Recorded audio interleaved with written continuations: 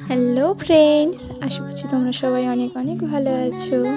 আজকের একটা সুন্দর জুয়েলারি বানাবো, তার জন্য হলুদ কালারের বেস নিয়ে নিয়েছি। তার উপর একটা সুন্দর মুখ এঁকে নিয়েছি। তারপর মুখটার উপর একটু কমলা কালার দিয়ে হালকা একটু শেড তৈরি করেছিলাম, যাতে মুখটা একটু ন্যাচারাল লাগে। তারপরে ব্ল্যাক কালার দিয়ে চুলটা তৈরি করে নিয়েছিলাম, আর চোখ নাক সব কিছু একটু ব্ল্যাক কালার দিয়ে হাইলাইট করে দিয়েছিলাম। তার সাথে ঠোঁটটাও তৈরি করে নিয়েছিলাম আর হার লাগিয়ে দিয়েছিলাম।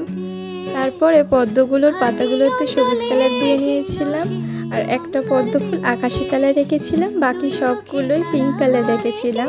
তারপরে রেড কালারের বুটি লেস নিয়ে মুখটার অপর সাইডটাতে আটকে দিয়েছিলাম আঠা দিয়ে। তারপরে হাতটার নিচে একটা ঝুমকো লাগিয়েছিলাম, আর কানের আংটিতে ঝুড়ি লাগিয়ে দিয়েছিলাম। তারপরে ট্রাসিনে কাটিং বল লাগিয়ে দেওয়ার পরে দেখো তৈরি হয়ে গেছে জুয়েলারিটি। ভালো লাগলে লাইক কমেন্ট এন্ড শেয়ার করে দিও।